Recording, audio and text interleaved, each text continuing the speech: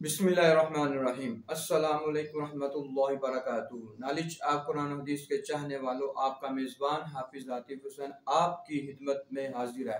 नाज़रीन सामाईन, आज मैं आपको इस वीडियो में सूरह मुल्क की फजीलत के बारे में बताऊंगा। सुनिए मेरे नबी का फरमान। हज़रत अबू हुरैरा रज़ी अल्लाह तआला अन्हु से रिवायत है कि आका अलैहिस्सलाम ने इरशाद फरमाया, कुरान मजीद में एक ऐसी सूरत है जिसमें 30 आयात हैं। वो अपने पढ़ने वाले की सिफारिश करती है यहाँ तक कि उसे बख्श दिया जाता है। वो सूरत मुल्क है। नाज़रीन सामाईन, आका करीम सल्लल्लाहु अलैहि वसल्लम हर रात को सोने से पहले सूरह मुल्क पढ़ा करते थे। ये सूरत अज़ाब कब्र और आखिरत से बचने के लिए है। आप हर रोज हर रात को सूरह मुल्क पढ़ने की आदत बनाएं और ये सूरत मुल्क की फजीलत खुद भी इस पर अमल करें और अपने बच्चों को इसके बारे में ज़रूर बताइएगा।